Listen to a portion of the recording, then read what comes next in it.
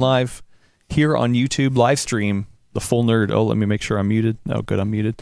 Coffee says 8.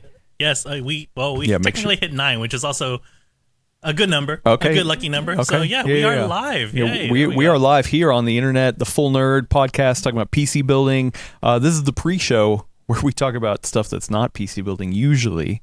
I've been meaning to bring this up. We were talking about TV shows earlier. I've always heard about how The Sopranos is the best TV show in the history of TV shows. I've never watched it. Yeah, and I hadn't either. I like the Ducks, but my wife and I just barely finished it. And yeah, no, it was. What did you think of the ending? TV. People were really controversial. People it was really hot, and I can understand why people hate that ending, but I loved it. Also, I'm a weirdo who liked the Lost ending as well. So, like, I've never watched that either. Lost is my favorite TV show. My favorite TV show. The Sopranos does not supplant that, but it's a damn good TV show, and I understand. And yeah, we were talking about Wire earlier at Deotius. We were talking about The Wire earlier. I've only seen the first 2 seasons. I'm afraid to watch The Wire because by the time I got around to it, everybody was like, "Oh man, you should watch The Wire. It's really, really good." And so instead, I just watched 25 seasons of Big Brother instead. Well, but I thought I heard that The Wire, like the last couple seasons, were not as good as the early seasons. It's supposed to be good all the way through. Really? That's my understanding. Right. Yeah, I don't know. I haven't watched it. But you can't watch the Max version because they did bad crops and stuff to it. Oh, really? Oh, it's one of those. They might have fixed it by now, but that was the thing. I got a lot of buddies from Baltimore, so I don't need to watch the TV. Yeah, you know about Baltimore. You've got the inside scoop. It's a little. I just try to avoid things that are overly hyped. So same. Yeah. So that's why you like Aliens better than Alien, I guess. I don't think anybody thought it was. I don't think anybody would overhype any of those. No. I mean, if you think about it, they were both kind of like, I mean, one was a you just said memorable action movie. The other one was like, You just said to Aliens? No, I enjoy it, but it's not like it's something that you go like, oh yeah, this is like, whatever top 100 movie AFM, whatever the hell list. All the, I make a point of watching it every year. Wait, yeah. Gordon, I'll but is it within your top 100 movies of all time? It. No, I mean definitely not. Really? Aliens? You wouldn't put Aliens in your top 100?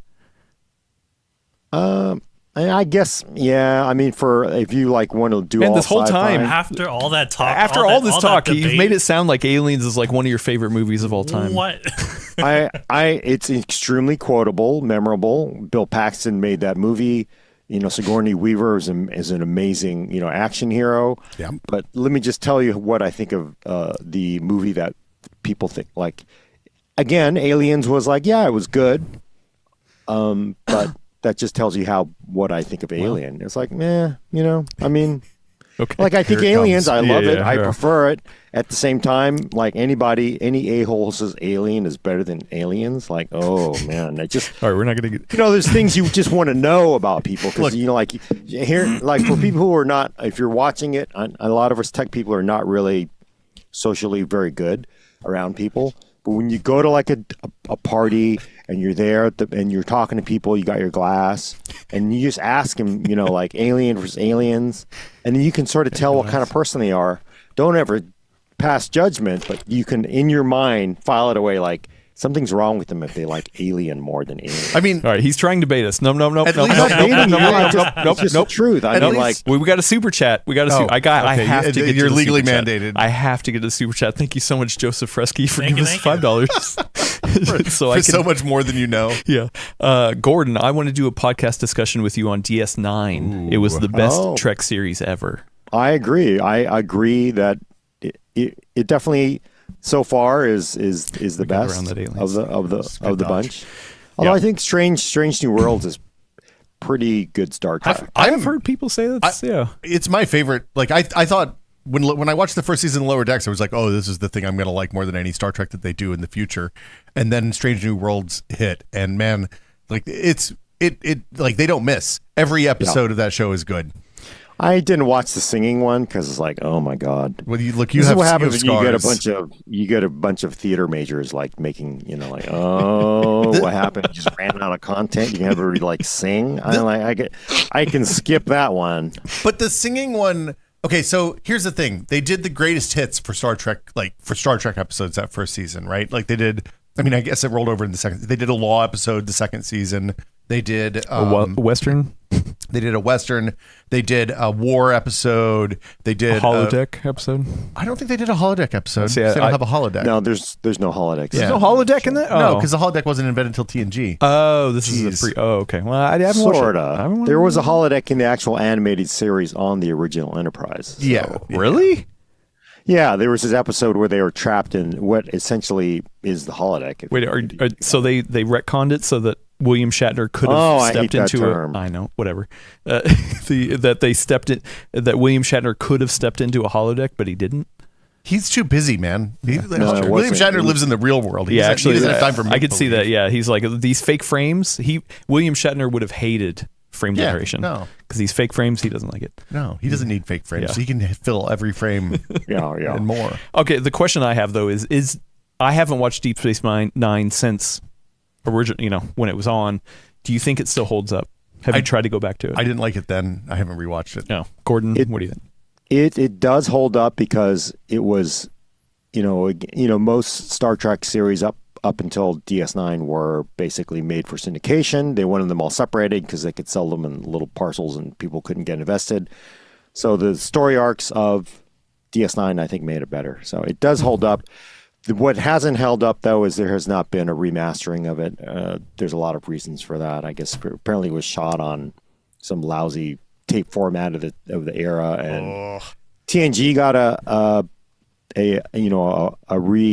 remaster, and DS9 has not gotten it. And there is a long, excellent story arc written by Joel over at Extreme Tech. He's no longer at Extreme Tech, but he basically spent like months making his personal up-res version of DS9. Ooh, so it's a Harmy version. That thing, even if you're not a DS9 lover, if you just love like converting old media to new media, that's a must-read. I remember that. Yeah. Now that I get remembered. Anyway, and it's only getting better. The big thing in the DS9 Reddit is like, holy smokes, the DVD set sucks, but apparently the Laserdisc is like, whoa, the Laserdisc is amazing. So like people are like, huh? I feel like I've heard that before. Yeah. I have a Laserdisc player. Do you really? Yeah, and a composite component capture card. I almost I had to self-edit there. Wow. Oh boy, last minute cut off. Joseph Fresky gave us another $5 super chat. Thank you so much. Said seasons 3 through 7 of Deep Space Nine still hold up in their opinion. Most character development of any Trek. All right, well, maybe. We'll go back. Right for the Ferengi, and like I really enjoyed the Ferengi character development when they went from this laughing stock of TNG and DS9. It really is the best Star Trek series, I think. I need to go back and watch it at some point. I didn't give it a fair shake because maybe 3 through 7. Like the first season of every Trek is a little soft. I don't know. For TNG, that's when it turned around. I have a dark theory. I'm not going to repeat it here because probably in this day and age you can't say it, but I will say, wow, third season of TNG is when it actually got like non-crappy, is what I would say. Like the Riker beard moment was like when Riker had more hair on his face than Picard had on his head. That's when TNG is good. There you go. Shorthand. But you did not tune into Star Trek Talk. This is not the full Trek. This is the full nerd. Trek. Yeah. I don't know, man. This is pretty nerdy. True. This is very nerdy. Anyway, we're gonna talk about some PC related topics in a moment. I need to consult with the verticals and horizontals. How things going over there? Everything's going smooth. Yeah, the internet's holding good. Okay, that's good. Well. We had an internet issue, but it seems like, at least according to our IT, things have been resolved. So. The internet, eh? It's the internet, smooth connecting to it. It could happen. Anyway, it's okay. The human eye can't see more than 24 frames a second. Exactly. Anyway, so we can drop that. Exactly. Hey, that's my line, Brad. I didn't put an intro. There we go.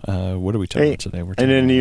Not to get bring too much Star Trek talk. This is not a Star Trek podcast, but third season of Picard, pretty good. I didn't watch the second season because the end of the first season annoyed me so much. Yeah, everybody was like, I was like, no, I checked out. It's like, no, this is not worth it. It's like, oh. Is it like the TOS movies though, where they're wheeling everybody out of the retirement homes to pedal them down the street, or is it like an actual TV show?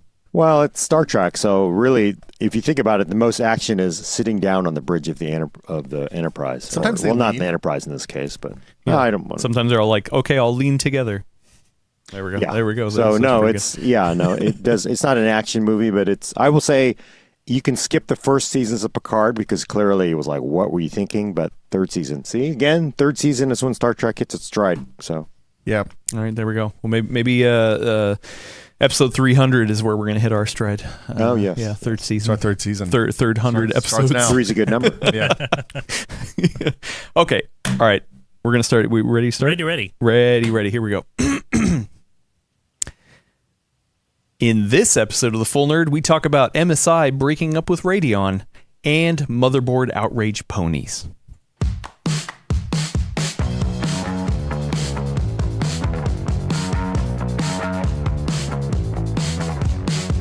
Welcome, everybody, to episode 299 of The Full Nerd, PC World's premier podcast about PC building. I am your fill-in host, Adam Patrick Murray, but I am not alone for this episode, this final episode of 200 episodes. I have on the line here Gordon Maung. Hello, Gordon. Hey. We had a lot of Star Trek talk in the pre-show. If you enjoy Star Trek, then go watch the pre-show. But we're cut off. We're done. We've had our quota. Brad, can you attest to our quota being filled for Star Trek talk? Done. Okay, there we go. Brad Charkis, thank you. Will Smith is here at the table with me. Hello, Will. Hi. I was just really shocked that we all agreed that Aliens vs. Predator 2 actually is the best Aliens movie. And on the verticals and horizontals, we have Willis Lai. Hello, Willis. Hello. I am also not alone. Hello, Internet. Next to me is our new video content producer, Alex Estevez. Did I get that right, Alex? You did. Hello, PC World. Yeah, Alex is the new guy on our team. I'm so Alex. glad. Yeah, so glad to have Alex here. We're showing him the ropes for a while. Tune in, I think, next week or maybe the week after that. We're going to do a live build to build him a new video editing rig at home. But Alex is an awesome dude. We're excited to have him part of the team here. Our team's growing.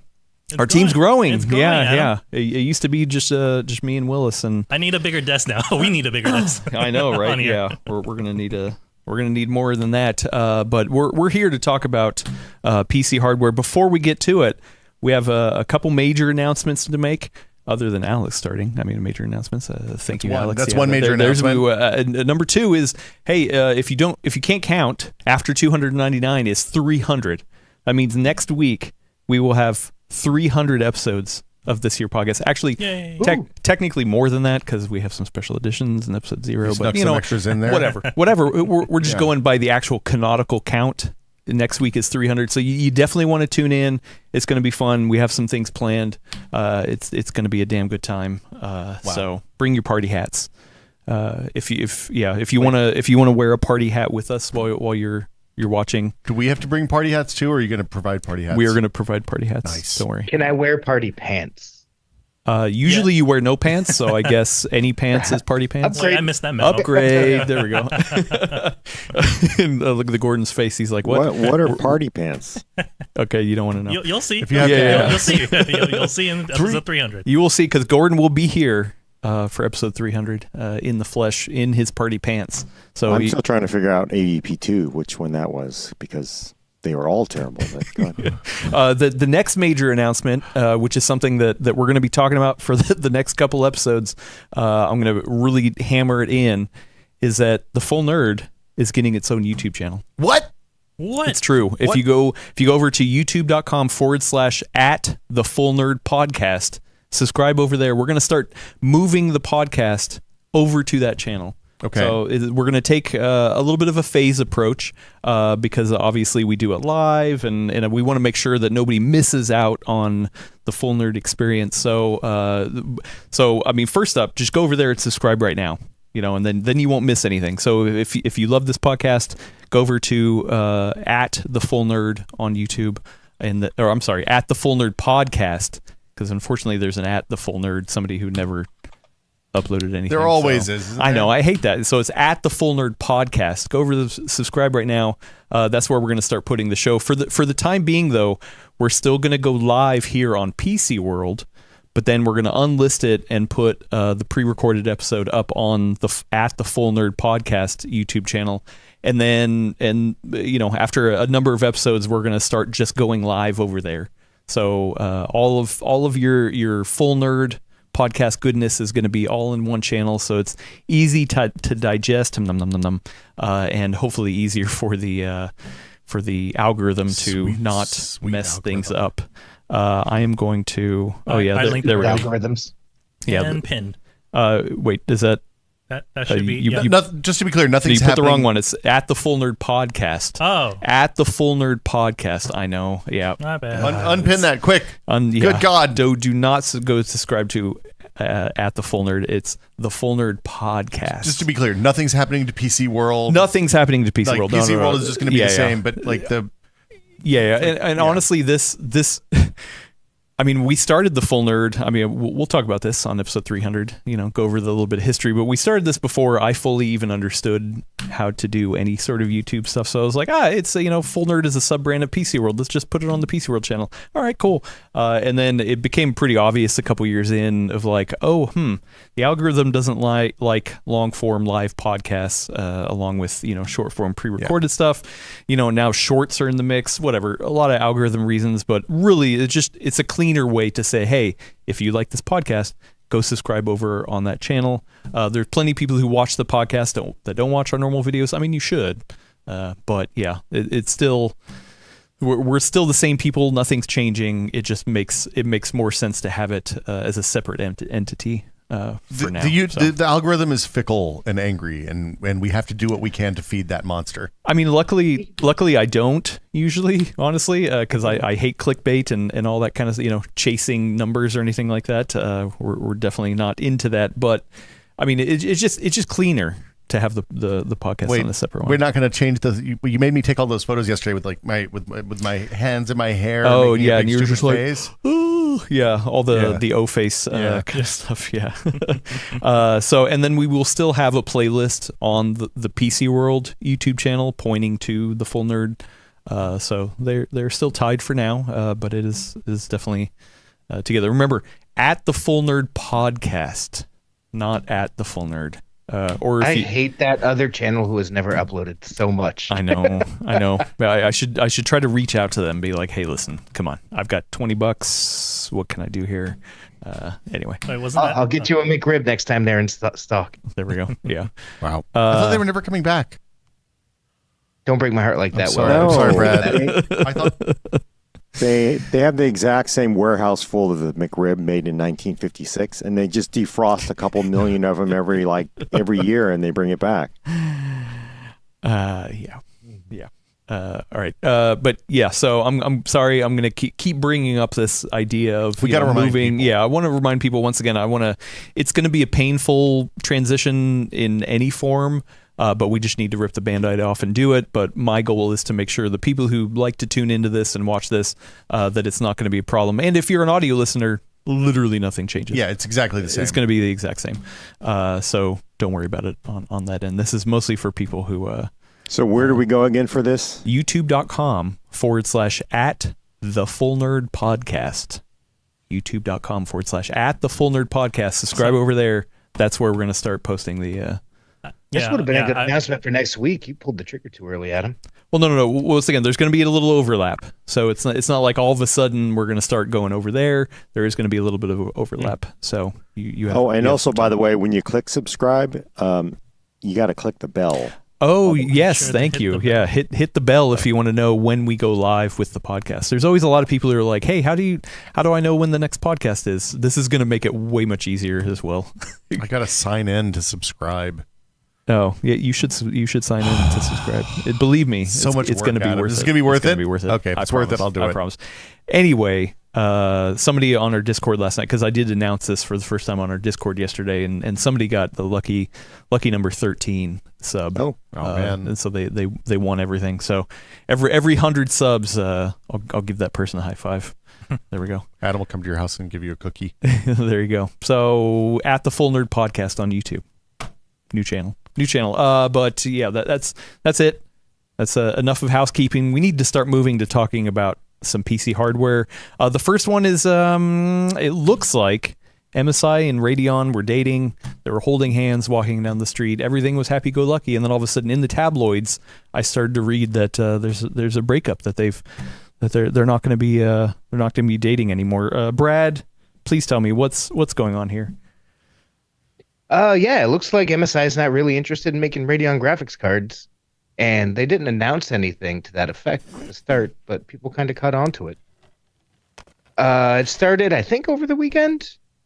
I had a long weekend last week, so either the weekend or the end of last week, Hardware and Box noticed that pretty much all MSI Radeon 7000 series graphics cards have been disappearing and discontinued from store shelves.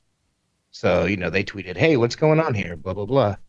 Hardware Lux, which is a German outlet, then reached out to MSI to ask them about it.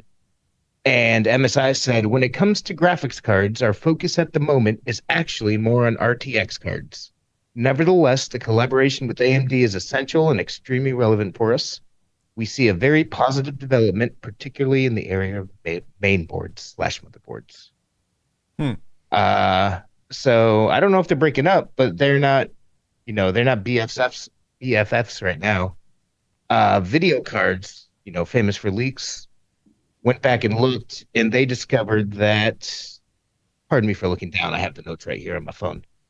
MSI only actually made 4 models? Yeah, 4 models of Radeon 7000 series cards, period. And it's been out for a couple of years now, as opposed to 147 GeForce RTX 40 series cards. Considering how much more that GeForce sells, it makes sense that it would skew that way. But just for some context, the last generation, MSI made 39 Radeon 6000 cards and 128 RTX 30 series cards. So it seems like MSI is actively pulling away from Radeon graphics cards. So I've seen this taking to the next level of people being like, oh no, Radeon's doomed. There's a partner who's getting out of it because it's not lucrative enough, or it's a bad relationship. Like, is there anything we can actually extract from this? Because I feel like there's a lot of talk out there. Yeah, I don't think there's anything concrete we can take away from this until we see what the next generation brings. This Radeon 8000 is rumored for later this year. The MSI still doesn't show up. That's fire in addition to all this smoke. But for right now, it's kind of a soft time for graphics cards, especially for the Radeon series the last couple of years. Intel's out now trying to get people. EVGA, exited business. So we saw ASUS trying to roll out really high-end 4090 graphics cards that kind of competed with what EVGA's Kingpin used to do.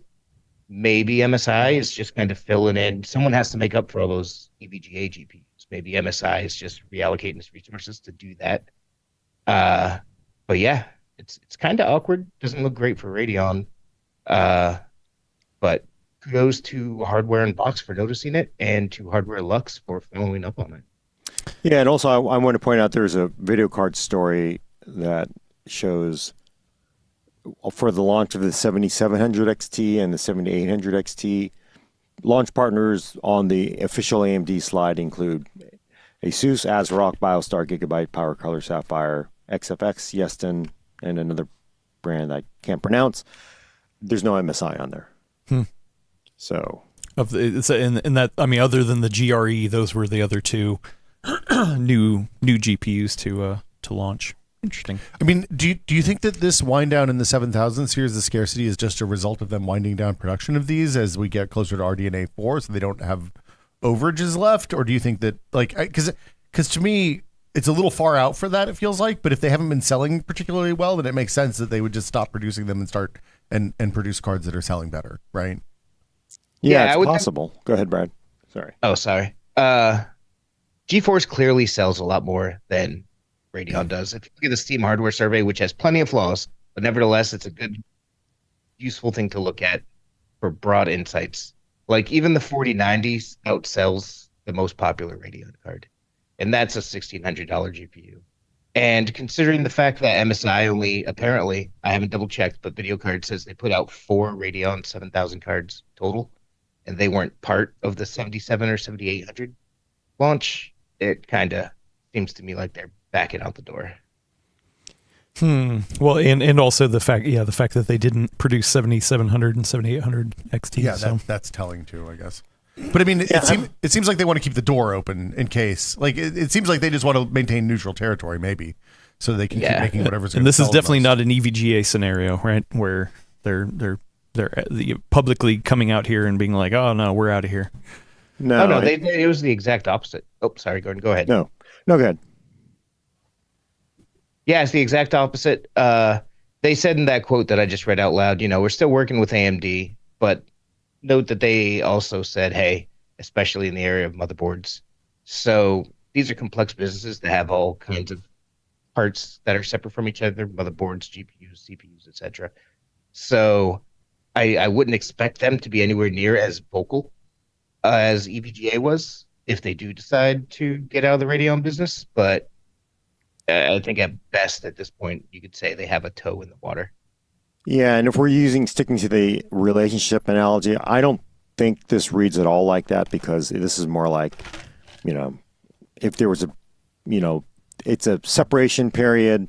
It looks like this is not the same as EVGA, which was clearly somebody showed up and lit somebody's car on fire, or cut the leather seats, climbed into the sunroof and cut the leather seats in their car up. It's like a Taylor Swift song. Out. Yeah. That was, I know, like a Taylor. It's like, what is up with the, like, can we ever, I will feel really bad for that when it breaks up. But I do want to caution people not to overreact, because if you look at the statement, it's very carefully crafted to say, our focus at the moment is actually more on RTX cards. Yeah. So it just could be like, you know what, we didn't really make a lot. We weren't selling them. Maybe we'll catch you in RDNA 4. We'll see how it goes. So I think people are reading a lot into this, and of course, people think like, oh, it's I think I've seen theories that said this is Intel because they did the claw. Intel obviously clearly bribed MSI to not make Radeon cards to make the claw. It's like, how do you even get there? Yeah, that's a stretch. That makes zero sense to me. And then the other one, of course, is like NVIDIA is being mean to AMD again but there's zero proof of that. It just simply could be a business decision, like maybe their Radeon cards just were not competing with other Radeon cards out there. And you know what, again, if it's all indicators are generally Radeon's sub 20% of the market anyway, and if they weren't a big player, let's wind down inventory and we'll wait for the next one. We don't know. So again, until MSI comes out and actually says something, or AMD comes out and says something, it's all conjecture. So people shouldn't freak out and start, coming up with crazy theories. Well, and the other difference is, of course, when EVGA stopped selling NVIDIA, broke up with NVIDIA, they also pulled out of the graphics card market entirely. They were like, this market sucks. We don't want to do this anymore. Right. MSI is looking at this and they're saying, okay, we can fight tooth and nail for 20% of the GPU market, or we can fight tooth and nail for 80% of the market. And they're going to go, my guess is that they go whichever way that 80% is, right? If AMD has a good generation next year and comes out with RDNA, the new cards come out and they have like a big chunk of the mid-range market, this, the sweet spot of the curve, then they'll start making AMD cards again, right? Right. And I think it's interesting the timing of things outside of gaming. Like, yes, traditionally always AMD's had around 20%, GeForce 80%. But when you look back at mining, Radeon cards sold pretty well because they were very good at mining. Yeah. But now we are in the AI era where tons of people are buying this to toy around with AI, and NVIDIA is clear in a way the leader there. Like hardware, software, you name it, NVIDIA has a leg up on AMD. So if you're choosing to focus on one, business or the other, it totally makes sense for MSI to be like, okay, we're going to try to double dip with the AI folks and the gamers. Yeah, good point. Good point. I and will then say, go ahead. I will say I did reach out to MSI for comment, because that comment that came through on Hardware Lux was from a German rep. I wanted to see if there was any sort of reps that we deal with that are willing to comment. I have not heard back yet. So if they do comment, we'll update people. But Gordon, yeah, I just want to caution again people not to read too much into this, because nobody knows what's going on. there's no indicators that anybody else is like, we're kind of backing out. But if you saw like other big AIBs kind of like, or getting out of this, then there's cause for panic. But this is probably not a huge deal to be overly concerned about. But as we know, the internet only has one setting. So, well, and I mean, it is. I mean, apart from this, there are a lot of things happening in the GPU space. A lot of people are noticing inventory clearing out. Some things are starting to get a little overpriced. Some are starting to get a little underpriced. We know that later this year there's going to be new generations, hopefully all around from all the companies. So this is we're in an interesting time. Brad, do you think this is also, hey, Computex is around the corner? That there's going to be some big information coming out around there? I wouldn't expect that from MSI necessarily. I think it's very likely, nothing's been officially confirmed yet, that we'll at least get a new NVIDIA generation this year. I think it's likely that if NVIDIA does that, there's a good chance that AMD does as well. Computex seems a little early. But I think that if MSI was waiting for a big blowout blitz at Computex, they would have said, we're going to have plenty more to show at Computex in June. So stay tuned.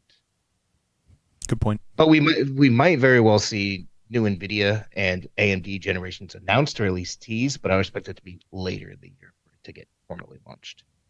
Got it. All right. Well, we'll keep watching this situation. Any other last thoughts, gentlemen, about this? Or we want to get into the crazy theories. Do you think MSI would do Battle Mage? Do you think it's like, what? They have to make space for Battle Mage budgets, engineering. Do you think it's possible they could bump, again, if they were not a big player with Radeon, is it possible they just want to try to bet the farm on being big with Battle Mage? What's Battle Mage, Gordon? This is Intel's next Intel, generation discrete card. I mean, they could. I guess it depends on how exciting Battle Mage is. If Battle Mage is truly exciting, then maybe MSI is seeing that on the back end and is like, oh, okay, here we go. Let's gear up for it. Well, to date, Intel's manufactured its own boards, right? Its own GPUs, because they presumably couldn't convince somebody else to buy into they that had market. partners. Oh, they had partners? Yeah. Okay. They have Sparkle, they have ASRock. ASRock, yeah. Okay. So I they're don't know. smaller ones. Smaller ones. So getting a big one like MSI would be big. I'm just super interested in this because traditionally in the graphics card space, there's the three big Asian companies that kind of straddle all the companies. So like Asus, MSI, and Gigabyte, they're like, we'll make whatever, we'll make tons of whatever. It's just we're here to make computer parts. So to see MSI pulling back on that from AMD is kind of interesting to me. I don't have a good sense of where, what the market split is between Asus, MSI, Gigabyte, ASRock, Sapphire, all the smaller people at this point either. That's been kind of opaque for a long time to me now. And the sense I have is that Asus and Gigabyte are the bigs. Asus is the big, Gigabyte is slightly less big, and then MSI is kind of trailing in those thirds, and then everybody else is kind of a small chunk of the market, splitting up a small chunk of the market after that. But I don't know if that's actually accurate because they don't report numbers in a way that's meaningful that I can tell. Yeah, No, you can't parse that. No, it's a pain. You can try to shake analysts and get some backroom data, but nobody ever publishes any of that. But that's the same broad impression I have. I think that the specialty ones, like the former EVGAs and the Zotacs on the NVIDIA side, and XFX and Sapphire and AMD side, they do great work and they move decent numbers themselves. But Asus, MSI, and Gigabyte were the only one that straddled all the brands. So it feels like we're losing something here. Yeah, I mean, that was kind of when AVGA got out of this. It felt like maybe the AIB model, like the smaller AIB models that weren't diversified, they didn't have the resources and diversification of the big three. It felt like it was a bad position for them because to make that last generation of GeForce cards was a big investment to get them. And I kind of wonder if we're continuing to see that happen, where we just see the smaller AIBs just kind of get smaller and smaller and smaller because they can't lean on motherboard sales or servers or all these other things that these companies also make besides just graphics cards. I mean, the small guys have gotten squeezed out of every other market over the last 20 years. So BM Lee brings up a good point too, is that those teams that work on the different GPUs are probably like the AMD team and the NVIDIA team at MSI are probably firewalled from each other. So if they're looking to either reduce or shift headcount, it's not like they can move those Radeon people over to the GeForce team to start doing more GeForce cards. They probably, like my assumption would be, they have to move to a different architect. They have to move to something different. I That would make guess. a lot of sense. Yeah, It would or make they're sense. laying them off, which would be At worse. the same time, as we know, the compartmentalization of information isn't always the best out of Taiwan. So I could see like, hey, just finished that new GeForce 5090. Okay, well, you need to work on the, I'm working on Radeon now. You're like the same person doing the same. They just have to don't share any secrets. Here's a new I'm not email saying you're address. sharing it, but Yeah. this isn't like I don't know if they have Nintendo like firewalls. People don't know Nintendo is famous for like, and Sony are famous for like, we don't want you to be associated with anybody else. Well, all like Nintendo, even in the magazine days when we had the official books at a previous employer, they had to have like locked doors and walls when all the other editorial pits were just open. I think the Nintendo magazine was like, you can't even be in the same building, wasn't it? Didn't they actually have to No. get a smaller office somewhere else? I think the OXM people could have like walls that you could climb over, but the Nintendo walls had to go all the way to the ceiling, so we had to do some fire code stuff. Was how I remember it. Oh, like the new bathroom stalls, which really make me very, very nervous. Like the tall bathroom stalls, you don't like that? No, it's not the fact that they're tall. Well, they're not. They're also tall. But you remember how it used to be like you could crawl out from underneath? Like a lot of the new bathroom stalls are like changing stalls at a restaurant, like or at a store. You just can't like. How am I going to get out of here if this lock breaks? You'll be stuck. I've never had to crawl out of a public Yeah, bathroom. no. But I have twice had people try to crawl in under the doors. So I'm all for floor to ceiling. Yeah, I don't like. I just wait for somebody to come get me if I get stuck in there and I have to crawl under the floor of a public bathroom. I'm good. I have a phone. I'll text somebody, be like, "Hey, I'm in the bathroom here. Can you send the fire department or something?" And I'll wait 5 minutes. I'm fine. Oh, I good. don't know. So I don't have to awkwardly make eye contact in between the cracks for no reason. Yeah. For some random reason. Look, I've gone out of my way when I'm downtown at like GDC or something to go to the Four Seasons if I need to go to the bathroom because it's got like full wood doors with like a doorknob and a locking. Like it's fantastic, floor to ceiling. They pipe music in and everything. It's really nice. Yeah. I don't know gets it how we right. got here. I don't know how we got to bathroom stall talk. You're welcome. But I guess maybe we'll be over in Taiwan soon. Maybe we'll check the bathroom stalls there and be like, hey, are you still making Radeon cards? What's the deal? That would be a spectacular YouTube short. Wow. Oh gosh. Like just sitting in the toilet talking to MSI engineers through Yeah, I'm the like, stall hey, doors. Hey, can you pass the toilet paper? By the way, can you tell me Yeah. what's the deal with the Radeon? What's going on? I'm just with it? joking. Dr. Disrespect tried that. Don't do it again. It got him. No. Please don't. Wait, what? Humor here. Yeah, we don't. Somebody live streamed a bathroom at E3. It was a terrible idea. Yeah. Well, he's a terrible person. Bad person. Yeah. Yeah. Anyway, let's move on from this talk. Please. Maybe there's more information coming out later. Something that we continue to talk about because there has been more information coming out and probably even more information in the future is motherboards. So there has been some updates to the whole high-end Intel CPUs crashing. We have some more statements coming out. Gordon, I'm going to kick it over to you because you have some fresh information to share. Yeah, slightly fresh, although it doesn't really change it very much. There was a report last week that Intel commented on the instability problems with i9's 13th gen, 14th gen. They didn't actually officially comment, and a lot of the sort of dog pile-on basically said like they threw the motherboard vendors under the bus, but it doesn't look like they did because honestly, it was a statement that was given to motherboard vendors that was not for the public, and Igor at Igor's Lab got a hold of it and published it as like, hey, here's information, which is valid. I'm not criticizing Igor, but of course, a lot of people interpret that as like Intel actually saying, oh, it's the motherboard maker's fault. And I will say yesterday they actually released an official statement to a couple outlets. I know Anon had, and we got it as well. I think Intel did.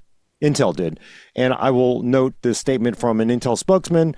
The recently published communications between Intel and its motherboard partners, highlighting that because it was not communication that was supposed to go to the public because they weren't throwing them under the bus, regarding motherboard settings and Intel Core 13th Gen and 14th Gen K-SKU processors is intended to provide guidance on Intel recommended default settings.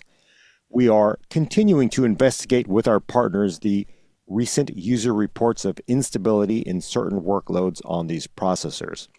Bold. This BIOS default setting guidance is meant to improve stability for currently installed processors while Intel continues investigating root cause, not ascribe blame to Intel's partners. So again, Intel is not saying it's all motherboard vendors' faults, which of course is the narrative that the internet came up with last week. And of course, it goes over a bunch of settings and like which we're showing right now on the screen. Yep. Okay, you're showing it basically. And you know, if you're seeing this isn't that new because if you followed this for the most part matches what we got out of Falcon Northwest previously. Basically, some settings that they have done in their build facility to improve stability of builds, and most of the settings seem to match what we're seeing out of Falcon from last week. So it doesn't change it very much. But basically, the main takeaway is officially Intel is not saying we're blaming motherboard vendors. It's not all their fault publicly. And they are basically coming out with these settings saying, yeah, you can run these settings if you want more stability. We do recommend that. And we are still working on it. Basically, they don't know what is going on. It's taking pretty long to figure this out. It's a fairly complicated subject. And the people I talked to previously said, yeah, it's going to take a while to come out with this. And also the statement that Igor got that was intended for motherboard vendors said, like, we should have further information in May. It is May. And of course, or in May, there'll be more information. So basically wait, don't panic yet, I think is probably the best guidance. And of course, that doesn't matter because everybody's in full panic mode at this moment. So, well, okay. So Intel's saying, hey, don't blame the motherboard vendors. I mean, I think that's probably right. I think at the end of the day, Intel is... Remember when Intel used to make motherboards and then you could put an Intel CPU in an Intel motherboard and you know that it was running at what Intel expected it to run at? Oh, the motherboards that nobody bought and made fun of that time. Look, yeah. I bought them and one time some MOSFETs just desoldered and fell off of it and the network card stopped working. It wasn't a great motherboard. But what time frame was this? This is before my... Oh, this would have been Broadwell era probably. Would be my guess. When did they got rid of making Intel boards? X58 maybe? Yeah, right? I mean, probably i7, probably the original Gulftown, Westmere. I mean, that was probably it, and they gave up making on Intel motherboards. Is this the same idea of like NVIDIA making Founders Editions where it's like, oh, hey, here's a spec that we're trying to show everyone to go to? Or no, I think they just sold for the first 50 years of Intel's existence, selling motherboard chipset was part of their business, right? Well, I mean, as I understand the lore back then, Intel made processors, then you had third-party chipsets. They were all pretty bad chipsets. And then apparently it was like, you're ruining our reputation here because back then it was pretty complicated. It was a very immature industry. You had to deal with like putting cache chips on the motherboard, and there are all kinds of things that the board vendors may not have done right. So apparently, as I understand it, going back many, many years ago, Intel basically said, we're going to make our own chipsets because you guys are screwing it up. And then, the classic, I think the original was a Triton. I can't remember.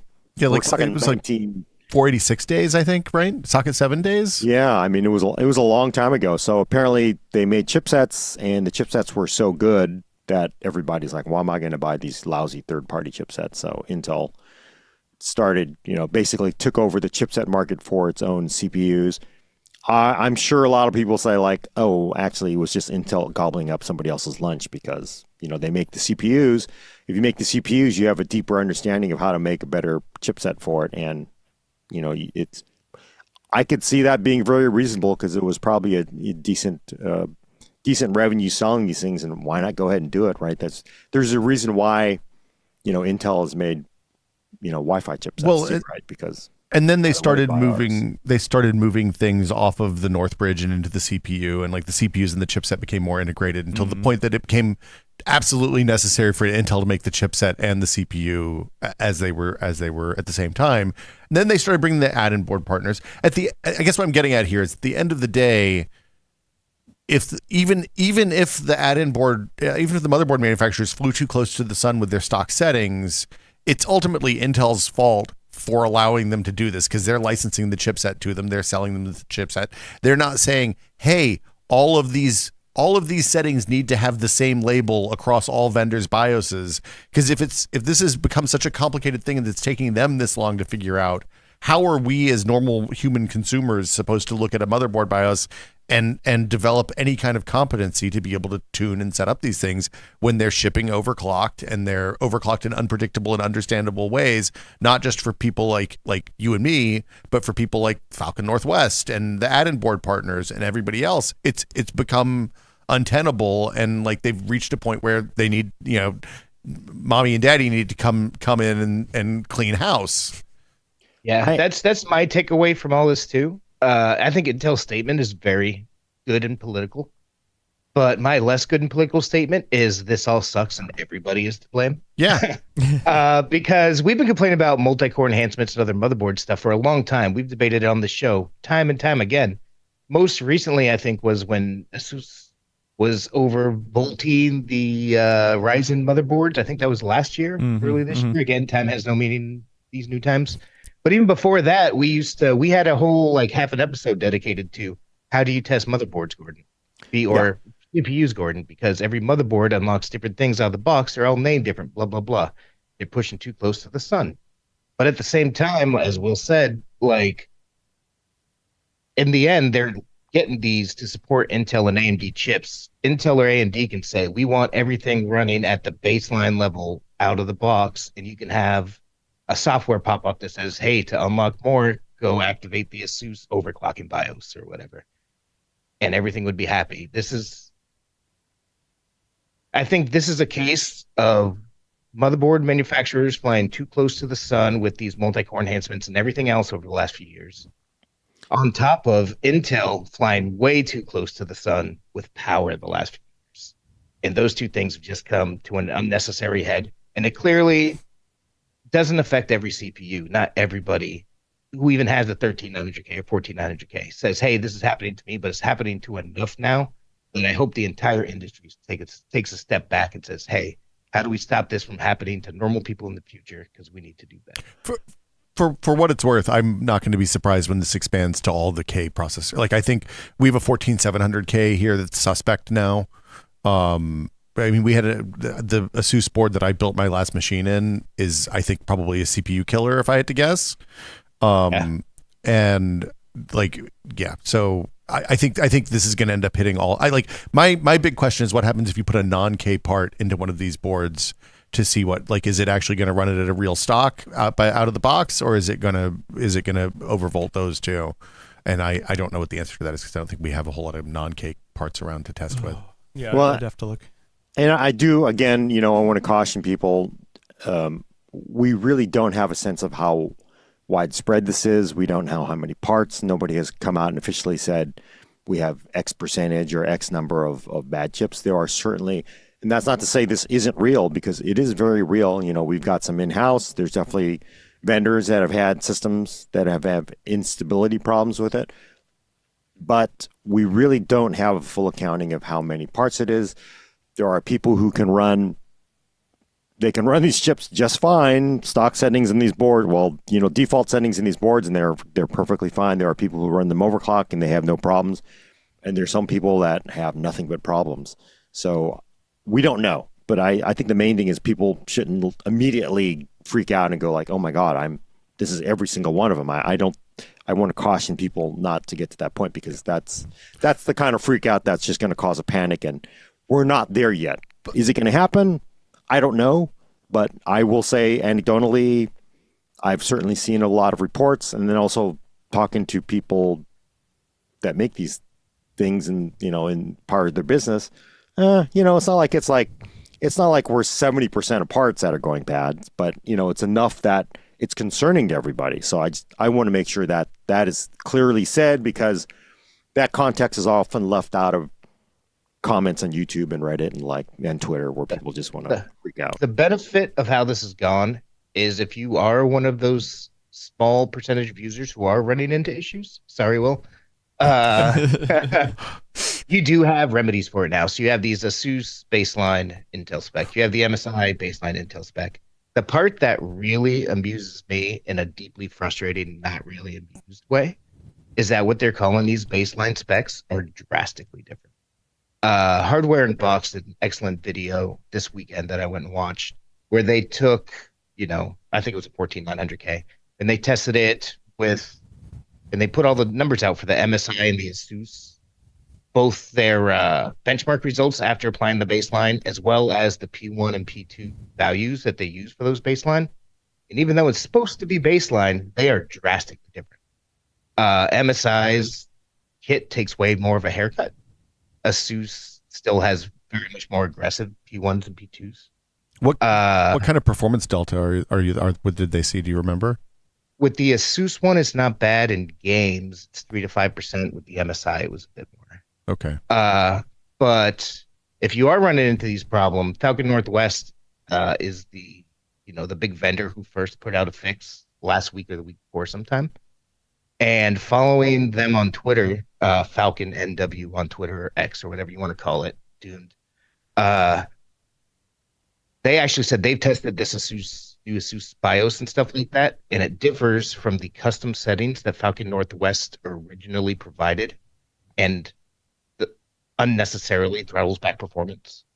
So if you're worried, if you're suffering from these issues and you do have these new motherboard profiles available to you, it still might be worth hopping onto Twitter or X and looking up that Falcon Northwest tutorial and putting those numbers in first, putting in those settings first to see if it helps you, and it could avoid pulling stuff back even more. And I actually feel like we saw something similar last year with the AMD stuff, where the initial response was to dial things way back, to be like, okay, we're really going to dial things back while we figure it out, and then be like, oh, okay, here's actually the middle ground. So I think maybe that's what happened here, is that they're like, okay, you know what, this is something going on here. We're going to dial it way back. If you need to do this, go ahead and apply it. It is going to affect performance while we figure it out, and then maybe going forward, there's kind of a middle ground somewhere. So my question, and I think this is probably for Gordon, is if you have one of these CPUs and you're not having problems right now, you haven't had weird crashes, you haven't had the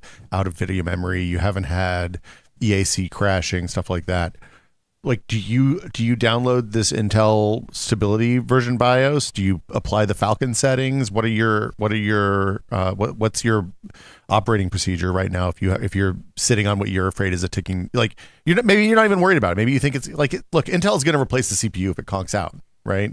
Yeah. So what's the downside? Do you keep running it with the multi-core enhancements on, with the default BIOS overclock? What's your process here? I think it comes down to everybody's comfort level. And again, the good news is Intel continues to support the chips. If you do have one that goes bad, they will RMA it. The RMA process is actually pretty smooth. Yeah. But that comes down to your circumstance. I will tell you, on my daughter's build, we did a Corsair custom loop on it. If I have to break that loop to change that CPU, I will be pissed off. So, oh man. On her machine, it is not running. We are not running it hard. It's pretty much, I'm like, I just don't want to take a chance. It's an i7, and from what I've heard, i7s are like, yeah, it's an i7K, but the amount of i7s that are affected by this, even anecdotally, are very, very, very small. At the same time, for me, breaking that loop and dealing with that is a pain. So no, but if it were in my box and, I'm running a CLC, I probably would just let it ride. Like if I'm not having any problems, I'm just going to go with the defaults settings on the board whenever I run maybe XMP. But I wouldn't worry about it because, again, it's very easy to pull the part out and get an RMA and change it. But if that's something that is going to scare the hell out of you, then yeah, you may want to download the latest beta BIOSes that all the board makers are making and apply them. Or, again, I'll point this out. If you go to twitter.com/FalconNW, you can see Falcon Northwest's recommendations on what they're finding that don't actually nerf the performance as badly as some of the boards are. Most of the guidance applies to ASUS boards because they're mostly in ASUS shop. So be advised if you're running Gigabyte ASRock or MSI. I'll have to do certification. I would actually take the opposite advice of you. I would give the opposite advice. I'm very worried about this, mostly because the fact that this instability is starting to show up months, sometimes a year if you have a 1300K after launch, suggests to me that they're pumping too much voltage into that CPU and it's degraded in some way. So I would be very worried about that, and I would personally be inclined to first try Falcon Northwest method. But if I personally hold on to my PCs maybe 5 years apiece, and if I was doing that, I would be very worried about this, and I would try to mitigate this as much as possible, because I think unless Intel rolls out an extended warranty that might fix this, even if you're not having issues now, if it pops up 4 years from now because things are just been getting overvolted and degrading for 4 years, I'd rather cut that in the butt right now. Because Intel's warranty is 3 years by default. Right. So we're coming up on the end of the 13 series warranties, right? We've got about a year left, probably year and a half, maybe, depending on when you bought it in the generation. Yeah, true. Depending on when you bought it. So like that means if they aren't going to extend this because of this problem, which I assume that an extension will come, but who knows if it'll come in time for you to replace your part under warranty, and maybe that you pay to replace it and you get a warrant, you get a refund later. I don't know. I'm kind of with Brad, I think. Which I will say, I actually am running a 13900K in my home editing rig. I don't really game on it. Yeah. But also, I haven't been pushing it that hard lately because I haven't been doing as much video editing. Thanks, Willis, for taking on more editing. And now Alex is here. He's gonna shout out to Alex. Yeah, there we go. Shout out to Alex. So I haven't been pushing hard. And actually, I need to kind of downgrade my setup at home because now it's kind of overkill. But I have run into no problems with my 13900K. But I think the thing is that, like, if you feel like you're okay taking that hit, are you okay doing it? And actually, I did put out a poll on our Discord, and I did post in X. I don't have a ton of people that follow me over on X, but I did put a thing out there saying, hey, so I did a poll on Discord. I said, are you willing to sacrifice CPU performance for stability? Not a ton of votes over there. Out of 23 votes on Discord, 61% of them, so 14 votes, said yes. They're willing to sacrifice CPU performance for stability. The next one was 7 votes, and it said depends on how much you're sacrificing. I get it. I didn't clarify to say, are you sacrificing 2%? Are you sacrificing 20%? Yeah, I totally get it. But there was only one person that said no. Another one put bigger bar better. So I feel like most people are like, hey, you know what? I'm okay to take a little bit of a performance hit for pure stability. I mean, we've talked about that recently too, especially for work. If you're doing video editing stuff and your uptime, you need to be 99.9% uptime. Yeah. It's worth it to be like, oh, you know what? The render takes 30 seconds longer or a minute longer, then let's go ahead and do that. For me, on days my computer doesn't work, I don't make money. So it turns out I like making money. Yeah. But a lot of people just game though. Yeah. So if you're just gaming, it's different. Yeah. If it's gaming, you're willing to be like, okay, maybe I need to fiddle around with some stuff. Maybe I need to replace something if something goes wrong. But on the flip side, I'm a grown-ass man with limited free time.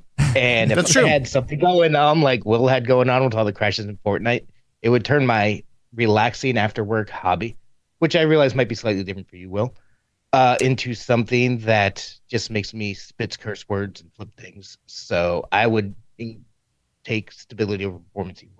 So the other thing I was going to say is, if people are concerned about this, one of the things you can do is just download that Intel Extreme overclocking utility, which I bet they're going to regret the name on that at some point in the future. Just run it. You don't change any settings. Just open it up on a second monitor and then do something that puts the computer under load and see where your voltages end up. If you're above 1.5 for extended periods of time, I think that's the warning sign, right?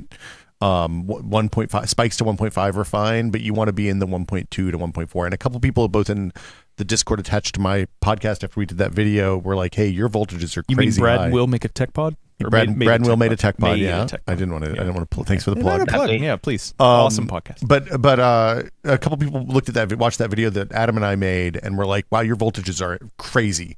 And then we started digging, and we're like, "Oh, right, okay, something's not right here." Still, even on this, I think that was a 13900 KS or 1400 KS or something. I can't remember. But that high voltage is an indicator that you maybe have an issue cooking. And if you're not running at those high voltages, you're probably fine maybe leaving it at the stock settings. I think you may have won the Silicon Lottery and are going to be okay.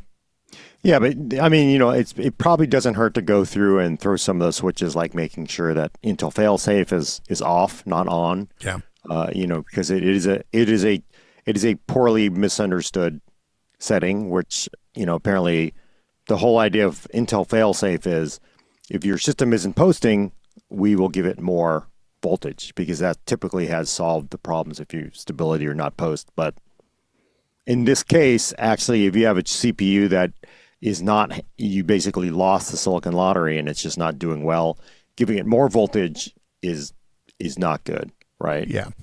So I do want to talk about like the whole like warranty extension and all that. I mean, it's a really good question, because if it turns out that, this is something that we need to extend warranties on because some chips may have degraded, blah, blah, blah, blah, then we would hope the right thing is done. But at the same time, I think that is getting too far down the road than we're at. Because if board vendors come back and say, yeah, we've determined there's 200, chips across the globe or whatever in the U.S. that are affected by this, then you can breathe a sigh of relief. Because that would mean I've owned 1% of them, just to be clear. Yeah, I mean, you have the worst luck in the world. I just think I don't want people to freak out, because you don't want to go crazy. But again, it doesn't hurt to go ahead and download the Beta BIOS or apply the Falcon Northwest settings, and just to be safe. I think if you're that kind of like you want to be safe, I don't have a problem with that. I think it's a good idea. But I think people want to get to the end, and we're not at the end yet. Hopefully we have a better idea when, there's official word and they say like, yeah, we've determined it's this and this. And then also, I think we're going to have some serious thoughts about where we want the future of DIY enthusiast desktop to go, if you think about it, because we've now gone, because this is something fairly new. And as a reviewer, I will say I generally run, like I ran 4096. I did 4096 settings, which is unlimited power. And, I do Intel stock, and it's not been a problem. It wasn't a problem with Alder Lake. It wasn't a problem with KB Lake. It wasn't a problem with Coffee Lake. And we're having problems with these. So where the hell can like they don't get the benefit of the doubt anymore, right?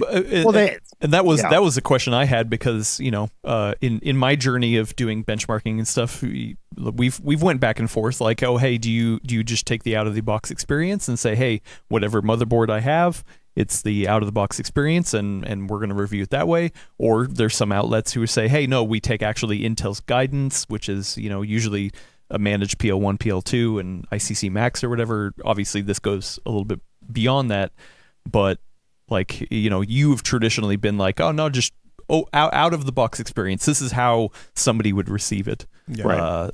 But it sounds like you're kind of thinking about how that would be in the future.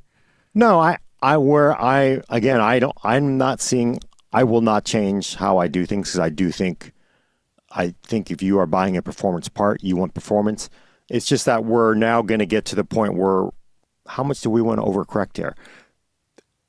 Asus, MSI, Gigabyte, ASRock, they don't add all these stupid settings just because they're having fun. They often do it because that's what the community has asked for.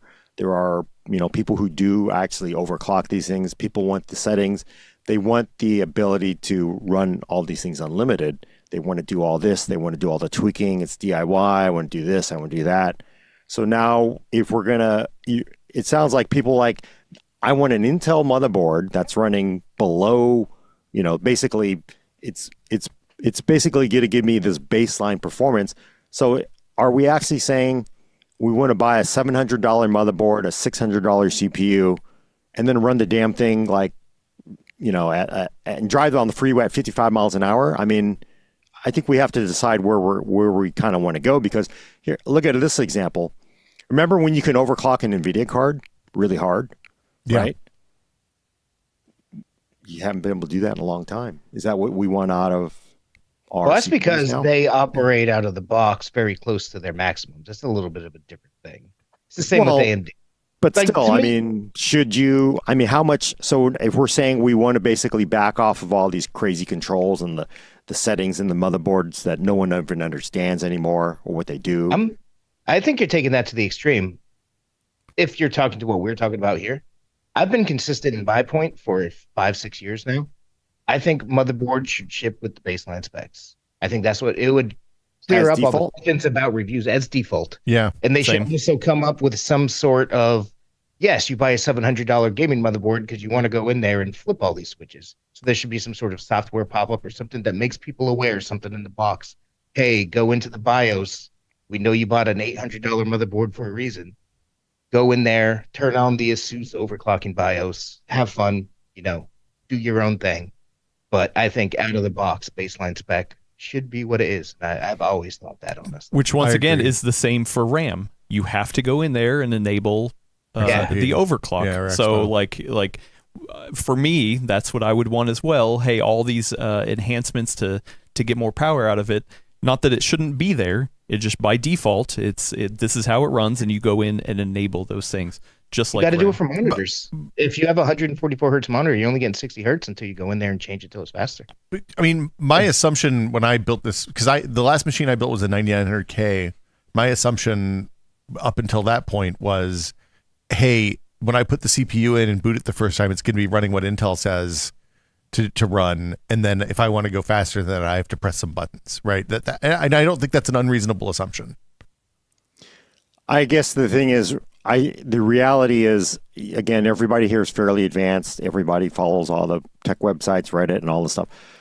The average person who builds a DIY gamer box is never going to do any of that stuff. So they basically end up with bone stock, less than stock settings in their motherboard, and they're going to give up performance for the most part. But you can't have less than stock if you're shipping the stock settings. Well, we're seeing that right now, right? Because what exactly is baseline? I know, We're but in the some people are overcorrection saying, part of the Yeah. curve right Well, now. once again, Well, I think where it settles. Well, is so gonna be again, if this turns out like everybody starts pounding on the table and they want like, I want baseline, which is like everybody's pounding on the table now. I want baseline. And then if the board vendors take a hit, Intel takes a hit, and everybody's beating up on them, For what then it's like, why not just lock everything down? I- Why? That's very different. Yeah, It's also- good to have also- a baseline and and that's then going to the add extreme. on top. Yeah. I've I been mean, again, an XMP is still an overclock, right? You are Yeah. still running beyond JEDEC speeds. You are stressing out and we know not every single 13 and 14 gen is going to give you, 8,800 clocks out of your memory. So it's not, you're still overclocking. So there are risks. Which I will say, Gordon, though, so then if I'm sorry, I'm not picking on you here, but if you're saying in what you like to do for reviewing CPUs is having out of the box settings, then why would you go in and enable XMP on the RAM? Because that's not out of the box. Well, because it's out of it's not even, so like when I did 13900K, it was, 4096, 253, and the 320, and you test all of them, right? But my feeling is I want to give people the actual experience, try to get it as close to what they're probably going to get from a performance motherboard with an i9K part, right? Or an Intel AMD X part. You just kind of want to get as close to what would be representative of what an end user would get. And the reason why we often do, I will set an XMP is because then it turns into this like massive, like why didn't you set XMP? Because you get yelled at if you run. Should I be running 4800 DDR5 with Alder Lake, or should we try to clock it up a little bit because that's what, as a reviewer, you get batted around by everybody because everybody wants you to set their setting, and they ignore the fact that there's other people that want different settings. So you have to find a happy medium. But I mean, I don't think any of us are asking for the motherboard vendors to not have like an overclock preset, right? Have their out of the box overclock, right? All I'm saying is when you put the CPU, boot it at what Intel says is right, and then have on that easy page of the BIOS that we all turn off immediately, have the one that says, yo, overclock this, and you click that and it switches to the extreme, ASUS's, I've said this so many times now, I can't remember what it's called.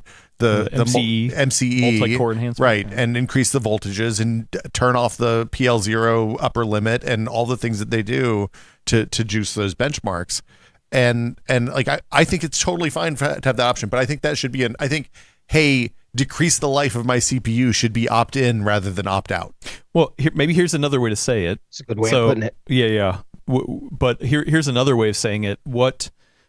At what percentage, what performance is it degrading too much?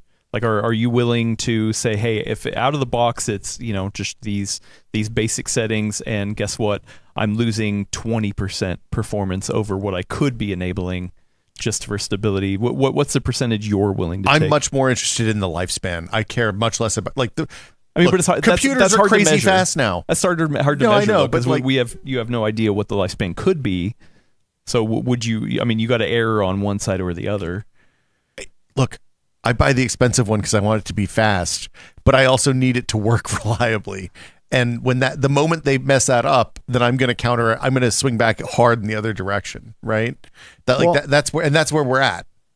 And I think that's the thing, is because this is that overcorrection. The reason why, frankly, I've never had a problem, like, I'm going to run this thing at this very high performance, power settings, because again, 7th gen, 8th gen, 10th gen, Rocket Lake, whatever, like, did anybody have problems with that? Alder Lake? No. So now we're hitting this bump in the road. So now everybody's doing their freak out.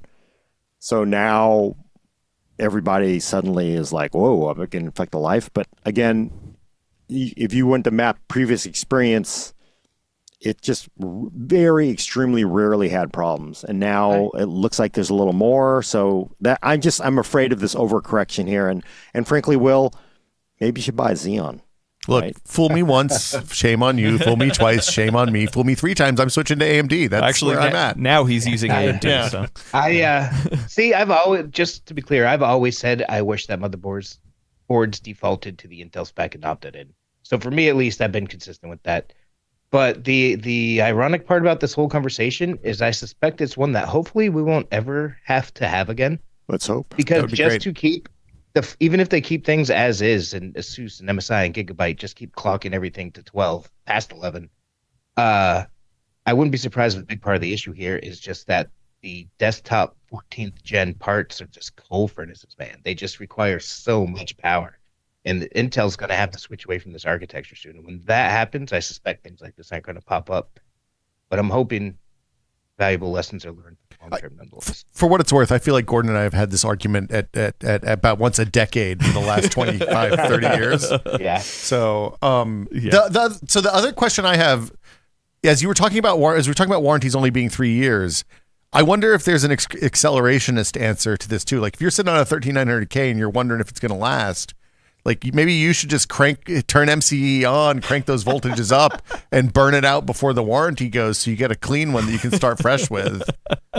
Rockstar life, burning brightly. Yeah. Not low. We're not condoning that necessarily. I don't think it's a good idea, but it's an option. Well, they discontinued 13th gen, so I guess if they don't have any left, maybe you get, But no, I mean, that'd be terrible, right? That's abusing the system. People like that who abuse the system are the reason why, like, I've heard stories about people bringing like a TV back to Costco after 4 years, and like They should take those people, take a picture of them, and like put them on the outside of Costco with the shame sign. I think. But I mean, your receipt says you bought this exactly 4 years and 364 days But like, ago. I can look at a TV and say, oh, it's burning in. I should deal with this, right? There's some problem with it, whatever. I can't look at a CPU and see that there's degradation because of volting. I can't even really tell that it's been overvolted if I've installed a BIOS update that turns off the overvolting in the past. So like it's a little bit of a different situation versus somebody who's abusing the warranty at Costco and somebody who's like, man, I need this computer. Like I keep computers for 10 years. I need this thing to last. And I was running what I thought was stock settings and maybe it wasn't for the first 2 years of its life. Like I don't think that's a fair comparison exactly. No. I mean, I just think it's like, again, it's because you are one of the people who's affected. You're having a freak out, right? Frankly, and I think it's like, but again, for our expectations have always been, this has not been a problem, right? Like XMP, setting an XMP, the attitude for most people is, I can't break it. If I could actually break this product, they wouldn't give me those settings to break it, which we know is not true, right? Yeah. So maybe people just have to sort of tune your expectations, because again, you are buying a performance part, and if you're going to push it and massage it, then unfortunately there can be some risk. But I mean, I'm with you. Hopefully this is just a bump in the road, and again, we're getting the cart in front of the horse here, because it could come out like, oh yeah, it turns out Gordon was working on the fab and he was smoking cigarettes and the smoke affected. It looks like maybe 5,000 chips. We got it. We know because we have Don't on smoke, videotape kids. smoking cigarettes. No. And these if you have this part to this part, then we don't know, because let's hope it's something that simple, because it could be something much worse too, right? You're absolutely. It could be that they're like, hey, this affects these 20 batches of the 3,000 batches or 30,000 batches or whatever they've sold of these parts. So that is totally fair. But again, if you're bitten, you're going to be like, hell no, right? Because I understand it's perfectly reasonable response to it. I can put a dollar value on what the bad 1300Ks have cost me, right? I think, yeah. Welcome to Xeon or Threadripper. I mean, there's a reason why. You're not wrong. Again, it's very interesting. So we obviously know Falcon Northwest has published, its settings. We know the other system integrators who cater to high performance customers, they've also been affected anecdotally. I've not heard big OEMs say like, yeah, this is a real problem. Well, the big OEMs, they don't talk until they're not going to throw Intel under the bus. Yeah. Actually, those are the ones that they throw Intel under the bus and they run Intel back and forth, and then the big OEMs are the ones that actually have a lot more power. But probably not publicly. Yeah. They're probably not. No, they would. Lenovo's not going to come out there and be like, hey. you tell Michael Dell to call up somebody at Intel, and people are like, oh, yeah, okay, Michael Dell's calling about this problem. So I think the thing is, what I'm saying is, the community regularly craps all over the head of tier, like big, like really big companies. Their gaming machines suck. Look at this boards, ugly colored, blah, blah, blah. Those boards are always extremely conservative, right? They don't like, there's no MCE. You go into a Dell BIOS, it's like, what? There's nothing in there, right? I'm sure. I frankly haven't looked, but I'm going to guess those are very conservative systems. They're probably also not selling Ks at Dell. Oh yeah, I'm sure they do, because they sell them because people buy the fast one. Most people buy K parts and X parts and never overclock them, because you just think K and X is better, right? I play games, I do this, I need K, I need X. But what I'm saying is, if you want a super conservative feel for this, that's going to give you reliability, and that the thing, like, it'll probably run for the next 10 years easily, right?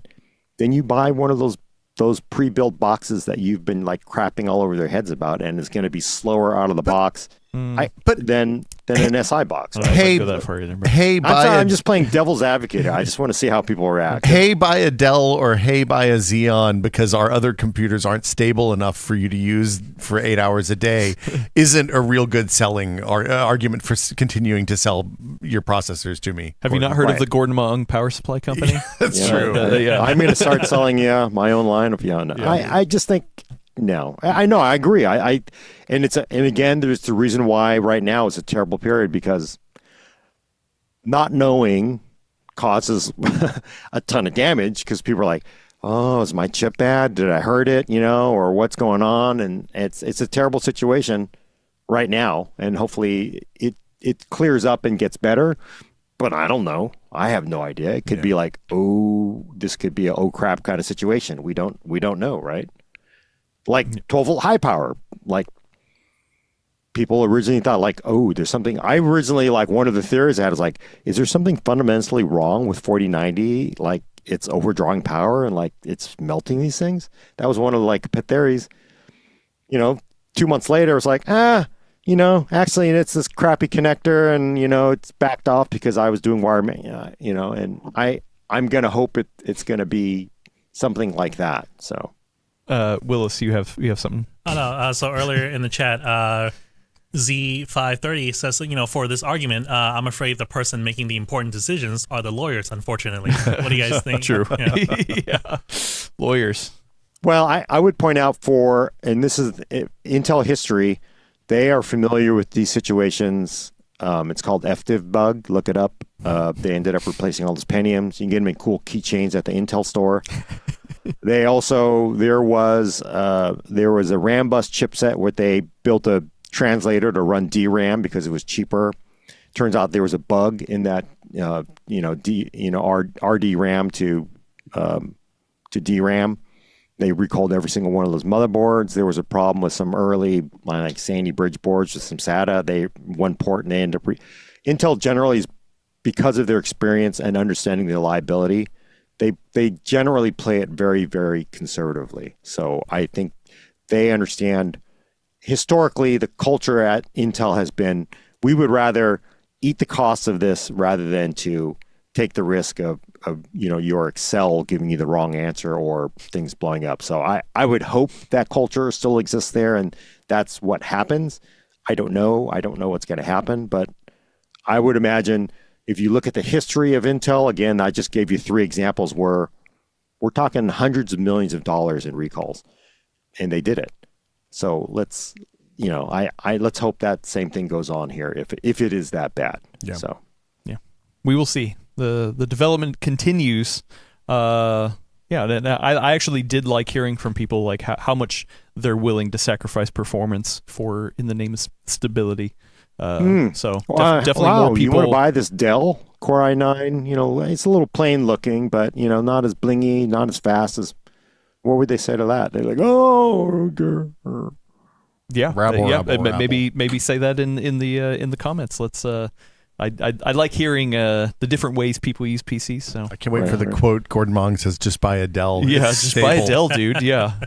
I'm just saying, Shill, Dell shill here, Gordon. Yeah. Well, because people are like, I'm just well, kidding. how come you don't like buying, one of these? Well, I like all the freedom in the BIOS and all the stuff. It's like, oh, okay, it's. I mean, it's sometimes it feels like we can't decide what we want, and again, I don't overclock anymore. I don't really need to. So Well, you don't overclock, so you don't run XMP. I have 120. The amount of memory in this machine. I know. Actually, I did run it. It's like it was pointless because it didn't get any faster. So All right, we will continue to monitor this. Let's switch over to Q&A. If you have a question, get them in the chat right now at PC World. If you're watching or listening to this later, go over to youtube.com/@thefullnerdpodcast and subscribe over there. While you're at it, leave a question. I'm just kidding. You can't leave a question over there. Go over to our Discord. We have a question channel that we can you can drop questions. New people. Hey, FYI, if you're just joining us, the Full Nerd will be moving from the PC World channel to the Full Nerd Podcast channel. We're getting our own channel. Yeah, at the Full Nerd on YouTube. At the Full Nerd Podcast on YouTube. Oh, Anyway, Steve, youtube.com that- /at the Full Nerd Podcast. That Not Us channel Yeah, is going yeah, to get so yeah. many subs this I week. know, right? They're going to Yeah. be so excited. Subscribe over there. Yeah. Future podcast episodes will be going up over there. Anyway, let's get to some questions. I do have a couple super chats actually I need to get to that I did not get to earlier in the conversation. So sorry. Friend of the show, Skeet Sayer. Oh wait, no. Friend of the show, Coffee. Gave us a $2.79 Canadian dollar super chat earlier. Said, Gordon, you were right. Season 3 of Picard was great. Gordon's Shout right. out to Gordon. It was shout out excellent. to Gordon. That He was did like just watch season 3, ignore the first 2. Yeah. Friend of the show, Skeet Sayer, gave us 5 Canadian dollars. Thank you so much. Always appreciate it. Said, Gordon, are 4090s part of the GPU sales? Are the China sales not part of that? I think they're referring to the statistics mentioned earlier about 4090 selling more than Radeons. That was me. Brad brought that That up. was Brad. Yeah, that was me. That's just the Steam hardware survey. It's, take it with a big punch of salt. But historically, 4090, 3090 has outsold anything that AMD had on offer for current gen parts. Got And it. it was oddly a really good value buy. They do actually include China, I believe, because I remember there's a big deal a couple years back where all of the numbers suddenly got way skewed month after month, and that's because they made a change to account for Chinese internet cafes. Interesting. Friend of the show, Genever 1G1 gave us a $10 super chat. Thank you so much. Said, oh wow, sorry, I totally missed these from earlier. Still unlikely, but more likely that AMD is reducing supply of GPU because it could take that 7800 XT silicon and sell it as 3 7800X and not have to bother with RAM cooling or board. Yeah, good point. Yeah, that was always the issue. We brought that up when we were talking when these first came out. It's like, hey man, NVIDIA just makes GPUs. AMD has to figure out, okay, I get this many wafers. What am I going to make out of it? CPUs are a lot smaller. Yeah. First time super chatter, Sam OV, thank you so much, gave us $5, said, motherboard suppliers are saddled with a lot of add-ons from the manufacturers. What do you think about debug LEDs becoming a premium feature?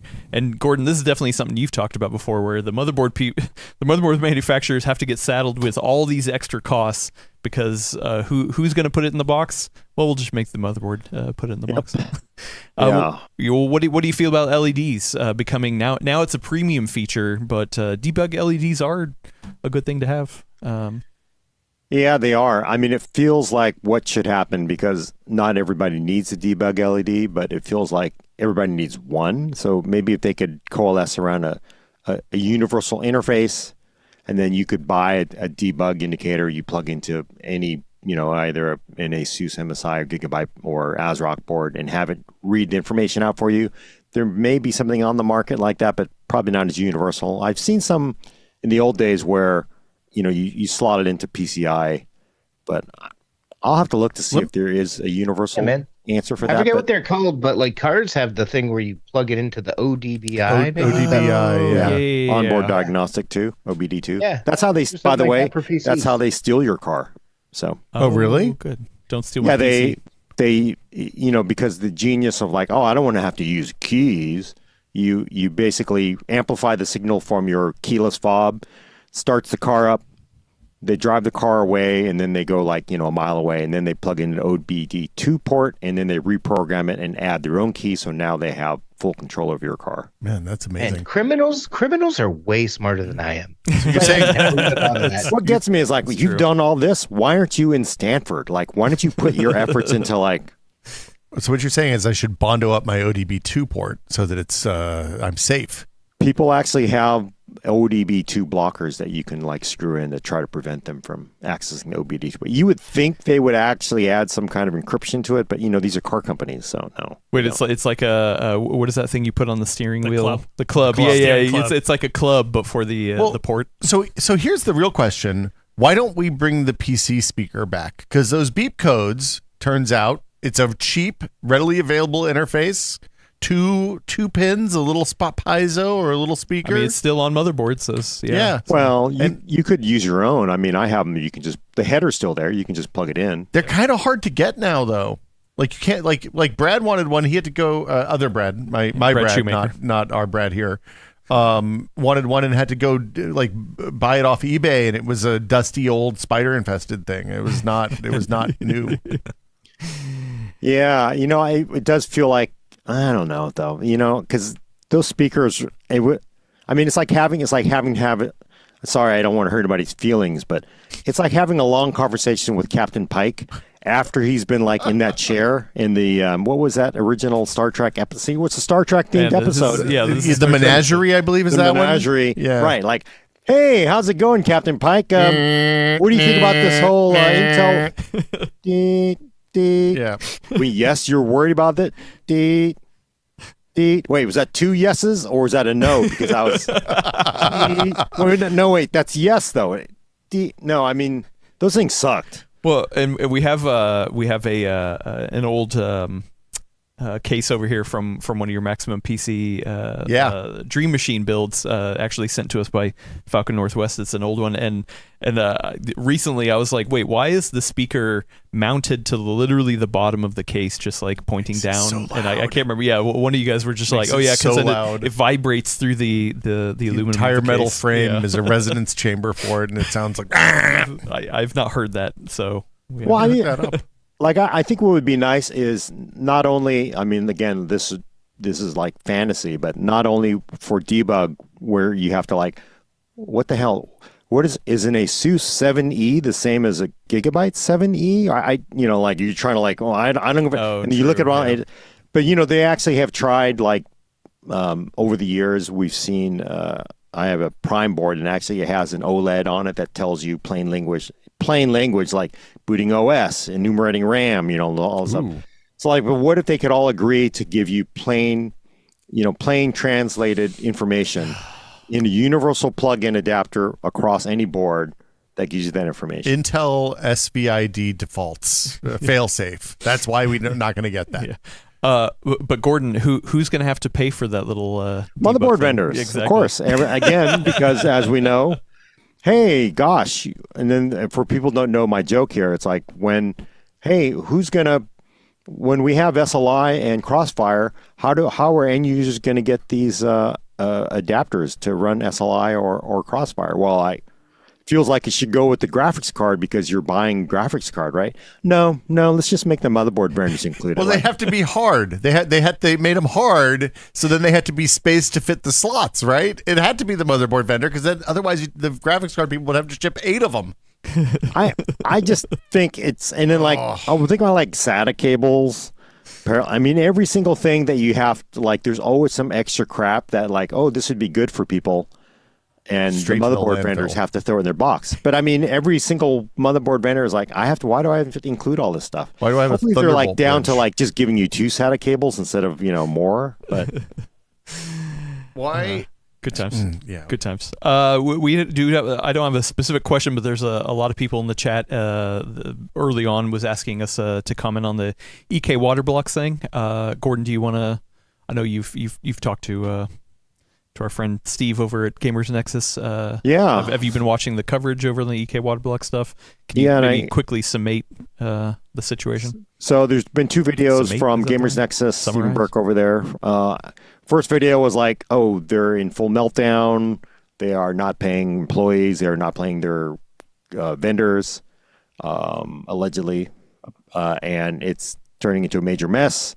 And the second video, which he dropped over the weekend, was basically going into some of the construction of EK's business and all these interesting relationships, international relationships. And it is pretty amazing because if you look at the org chart that they were able to assemble, it's like, it looks like the org chart from 30 Rock, where it just points to 50 different corporations, and then it comes out that Scheinhart Wig Company owns NBC.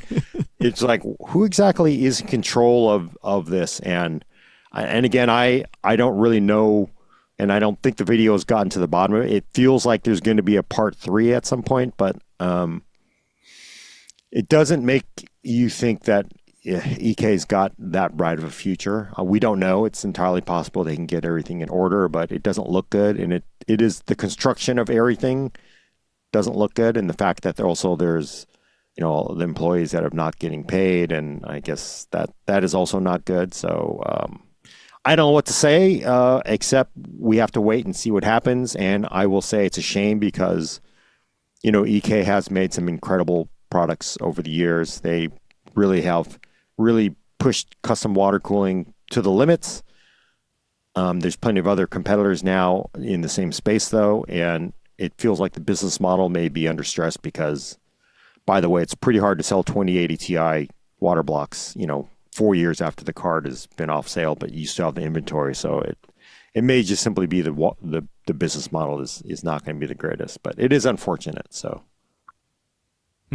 That's an excellent video.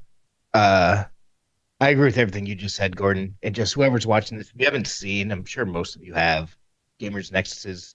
They have 2 videos out now about EK water blocks and all kinds of things going on. I highly recommend watching it. I'm not sure how much relevant takeaway there is for consumers from these videos, aside from, 5-year warranty on some EK water block stuff might not be around. So kind of shop smart. But the more eyes I get on it, the people who work with them get paid. The more pressure that gets. And paying your employees always sucks. So. Yeah, and again, this is something we've seen from Steve many times over over these investigations and exposés he's done. It feels like a lot of it's motivated because he feels the employees have been wrong there. Again, going back to, I can't remember the name of that system vendor, but this one with EK and with that previous system vendor, he very much feels like he's trying to get some kind of solution for the workers who he feels very badly for. So I think that's the lauded as well. So crazy. Artesian builds is what. That was it. Yeah, because a lot of the workers got left holding the bag there. So that was and that's I know last week people wanted us to comment on sort of the journalism ethics of all that, and I again it's probably way too long of an answer for here, but I think there's nothing.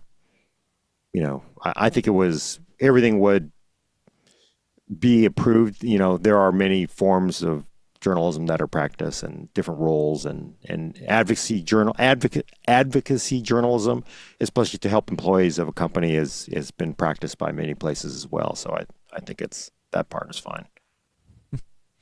All right, a couple more and then we'll get out of here. Friend of the show, Genever1G1 gave us a $5 super chat. Thank you so much. Said ThinkPad boot beeps are GOAT.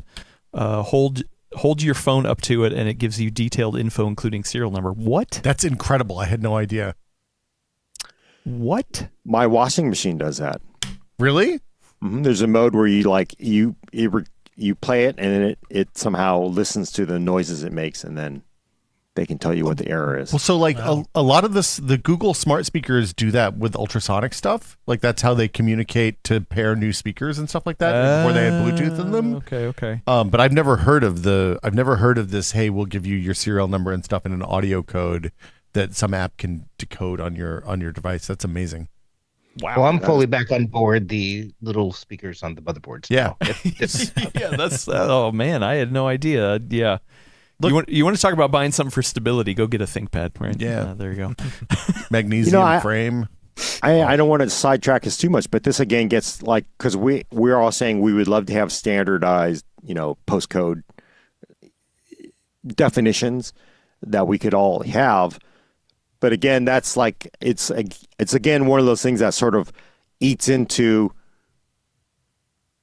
what makes a motherboard brand a motherboard, right? Because if we're saying we want a page on these things, we want there to be standardized terminology that they all use. And I understand it because I have no idea what this one from ASUS means on MSI and Gigabyte and ASRock. It's they all call them different things across all the different models of motherboards. And it feels like people want them to use the same terminology.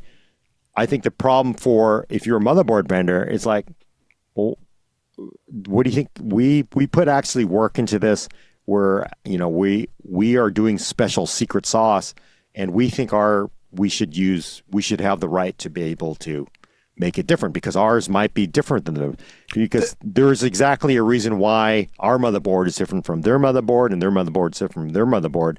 And that freedom and that chaos that comes with the freedom gives you the ability for them to differentiate themselves, maybe make themselves better. So like, if again, everybody wants to knock everybody's head together and say, you need to call this, everybody needs to use the exact same definition, then I can see that the reason why there would be resistance to that from board companies. That's a solved problem though. Like we have the graphics side did this years ago with OpenGL. Like there's extensions that are vendor specific, and there's a core spec that you all support, and then what's that again? What's Vulkan, Gordon? What does Vulkan run? I don't OpenGL. What is Vulkan? I'm curious. Is it running like an Steam API Deck that anybody gave two craps about? Solved technical. That's the argument to Will's thing. Is that part of it? Is that the he's thing? He's using it as an example. The thing that the PlayStations and the Switch and the Steam Deck and probably it's it's like, you know what? Isn't this the same as, sorry to get this too far, but like, you know what? Gosh darn it, NVIDIA.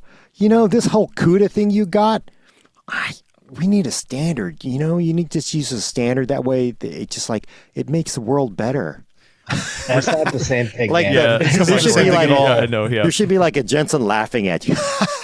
Well, I mean, he's got a grill with money on front of him. He's lit it on fire and he's laughing with sunglasses on. But the point is, not the same thing. We're talking about nomenclature here. Like in Gordon Mong's power supply company, it's no longer called PL1, PL2. It's NCC1 and NCC2. Yeah. But why? You know, because we want a differentiator.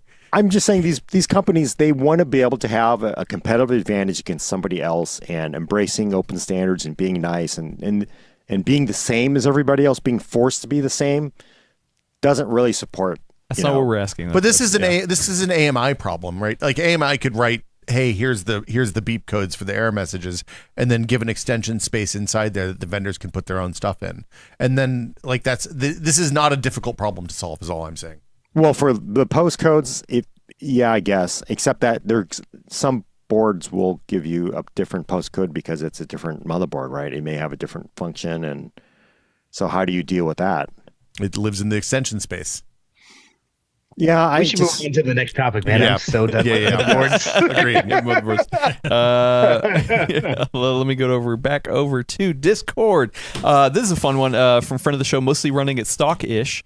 What do you think of Igor's Lab's forthcoming X-Apply thermal paste applicator stencil product? Do you think it will put to rest the PCMR's raging debate over the proper method of applying thermal paste? No, nothing's ever going to stop that. That's an impossible I to still solve. like just globbing it it's on. terrible. You're an absolute monster. I just like smother it, because that's how I make peanut butter jelly sandwiches. But I like to I take the sandwich and I'm just like, how much peanut butter? No, all there's the no. Your board is not a PB&J. Yeah, my mother. Hey, you know what? My motherboard is just like a peanut butter and jelly sandwich. You're putting bananas in between that. See, the amount of goo. Actually, yes, peanut butter. That's and really banana good. Yeah, is I mean, actually okay, really, it's a and better honey. sandwich. Adam, Peanut butter, banana. PB&J scented thermal paste. We Yes, were talking about that, yes, right? Yes, scented thermal paste. So yes. The stencil.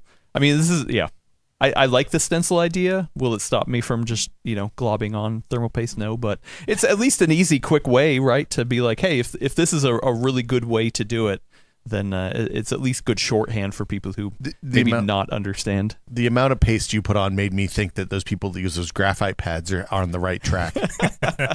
Well, Gordon, what do you think? Gordon, have you read into this X-Apply thermal paste?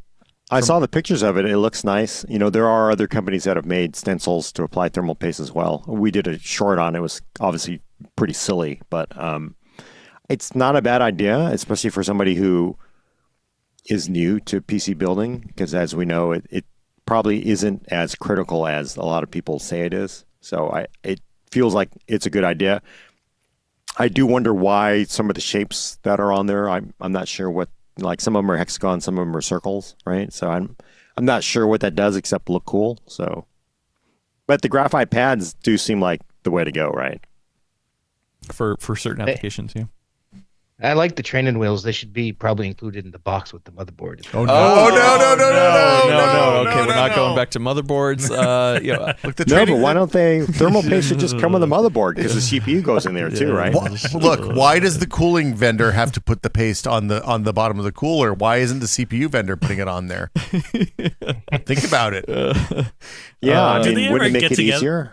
Do they ever just get together in just at a banquet, just in a office meeting, and just talk about who gets the costs, who gets the You know, who gets the cost and all that? No, it's like the last. It's like when you're at a restaurant with 5 friends and like 3 people get up to go to the bathroom at once. You're like, oh man, I'm hosed. Yeah, right. Right. Yeah, Who gets the bill? yeah. Who gets the Oh, bill? Will knows that trick too, right? Yeah, you always Wait, got what are to you trying to say? Look, I'm just saying I got to go to the bathroom. Yeah. I'll be back in a little bit. When you got to go. You got to go. All right, last serious question from friend of the show, Pyrocumulus. What does Will Smith think of Meta's VR strategy of opening Meta Horizon OS to third parties, including Asus, Lenovo, and Xbox? It's a really interesting position because it puts the third parties. It's similar to the Steam Deck situation, honestly, where the third parties are going to be competing with somebody who can afford to sell at cost and make money on the store sales.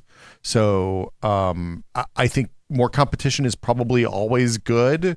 I'm going to be really interested to see what the headsets that come out and like whether they're competing at the base level, like the entry level with Meta, or if we're going to see some premium headset designs that come out at a higher level. It is wild. If you told me 5 years ago that Facebook was going to be opening up Quest to other hardware vendors, I would have been like, why on earth would they ever do that? Well, do you think that's a sign of maybe struggling times over there? And they're like, oh crap, we need more headsets out there. Let's open it up. I mean, they did in their annual report list a $50 billion total cost of that Meta Reality Labs. So they've spent a fair amount of money over there, and my understanding is the results are okay, but not what they wanted probably. So yeah, I don't know. Or the other way you could look at it is that oh hey, we're Facebook, we're going to make this spec, but we're opening it up to other people who want to make different experiences.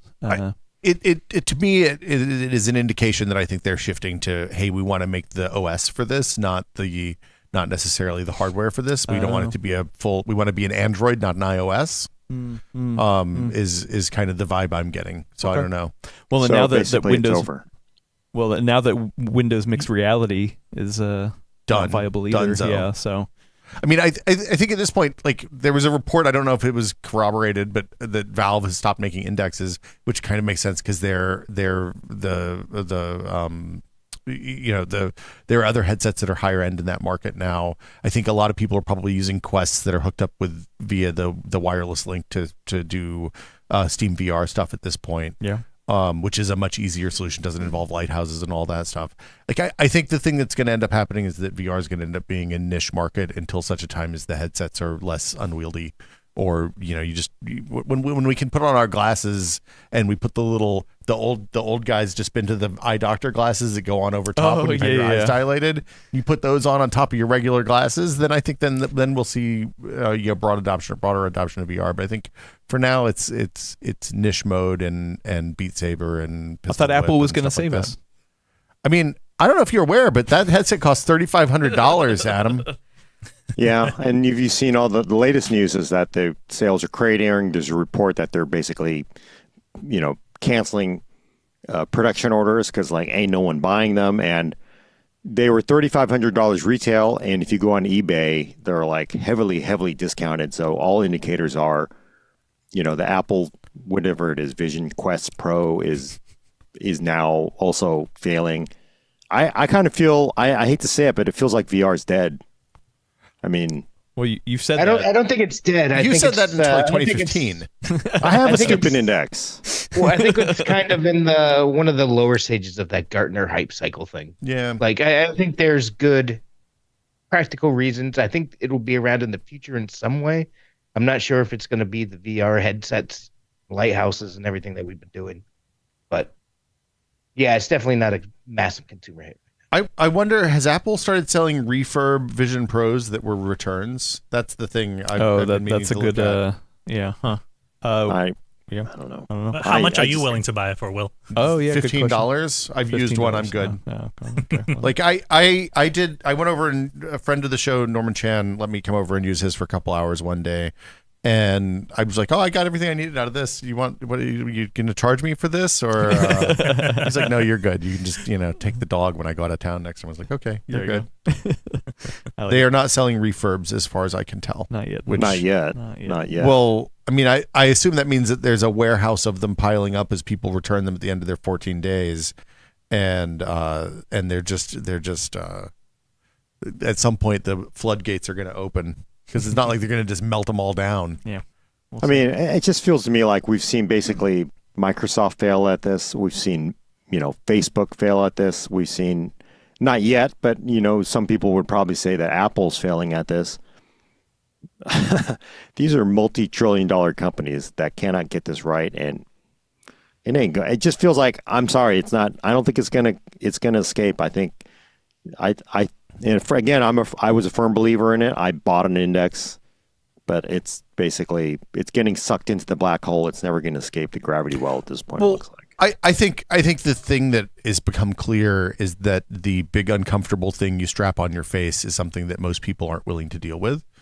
And I think that, I mean, I don't know this. I don't have any inside information. My assumption is that everyone involved is working on things that look more like traditional glasses and less like a pair of scuba goggles. And I don't think we're going to see real movement in the space until until we're talking about a product that is more comfortable to wear and that you can wear for extended periods of time to all day without having some kind of thing. And right now the technology is not really there. But we've seen prototypes and we've seen experiments and we've seen research projects that give you something that's closer to that experience. But it's all it's nothing that's mass marketable, mass manufacturable at this point. So I think until we get to that point, we're kind of on hold. The one thing that I don't know anything about is what happened with the PSVR 2. It seemed like it sold pretty well out of the gate, and then it's trailed off. And it's unclear to me if that's just the normal console launch and dip, or if that's a trend going the wrong way permanently. And I think we aren't going to know that until we see what Sony does this Christmas, probably if there's new titles coming for that. I think the indicator is It didn't seem people good. who bought it, they're just sitting there collecting dust, and they probably have the data to show ain't nobody using the damn thing. So Yeah. again, I think I'm sorry, it's done. It's definitely done. It feels like. What is also done is this show. We got one more super chat to get to. Friend of the show, Joseph Frusky, gave us $10. Thank you so much. Said, back to Star Trek. How much of your computer technology has been influenced by Star Trek? It's think- not me, but Mike Kreider, PC World staff member, who's sometimes on the show. You guys might recognize him if you're Yeah. watching. He actually built a badass custom keyboard designed to look like that interface, custom wood grain, injection molded, all kinds of stuff like that. It's the coolest thing I've ever seen. It's super cool. I mean, I think a lot of the industry was shaped by what people who grew up watching Star Trek and were like, this is a version of the future that I want to see. And then they went out and built computers that reflected that, especially the original series, but also the people that are in charge now are the kids who grew up watching TNG in the 80s and early 90s. So Mr. Meow makes a good point. Without anyone developing VR, how do we ever get to a holodeck? I know. Hey man, all I know is I got a big screen and an Android-like data, so I'm good to go. There you go. I like it. All right, let's wrap it up here. Once again, if you want to continue tuning in live and catching the full nerd over on YouTube, then go to youtube.com/@thefullnerdpodcast. Subscribe over there. Hit the little Liberty bell. Hit it so many times that it gets a crack. We got to ring that bell. We're not moving completely over there yet, but we are starting that process. So I'm trying to get it out there in front of people. Subscribe at the Full Nerd Podcast. That's at the Full Nerd At Podcast. the Full Nerd Podcast on YouTube. Because you have to say things 3 times, or else people don't. YouTube.com Is that- /at the Full Nerd Podcast. Is that at sign or is that the word at? Oh crap! Yes, at sign. At Yeah. sign. At sign. Don't forget that. That's very crucial. And The Full Nerd. I'm sorry. At- YouTube.com /@the the Full Nerd Podcast. There you go. It's also There you go. worth mentioning if you're an audio listener, you listen on an RSS feed, old Yes. school, nothing changes. Nothing. Everything's the Absolutely same. zero. And you're just going to skip forward past all this stupid talk and be like, Adam, why do you keep hammering this They're home? like, they're I still do not talking care." about it. I can't believe God this. Damn, unsubscribe. Ugh. Yeah. And yes, the actual link is pinned in the chat here. I actually have it in the description of this YouTube. We're going to put it in the audio one as well, just in case. It is linked over on Discord. We're gonna talk about this for a number of weeks, so forgive us. Get used to it. Yeah. While we make this transition, I just want to make sure that people are aware that we have that new channel going. So anyway, check back next week specifically for episode 300 of the Full Nerd. We're gonna do something fun. It's a big one. Yeah, it's a big one. We're gonna have a little party. Maybe there's some burning news, but We got hats. We're probably not going to focus on the burning news too much. We're going to focus on having some fun, looking back at the fun times, and just generally taking some questions that maybe aren't PC related. Maybe we'll take some PC related questions, but also that there's a lot of good questions that people always ask about just random stuff. So ask us anything. Next I have a week. question. Ooh. What? I have a question right now. Save it for for next week. Just kidding. No, it's for. I need to know this before Okay. next week. Yes. So 300th episode. 300. I need to get a party hat. Yes. Do we consider this a birthday celebration or an anniversary celebration? Well, this podcast was born.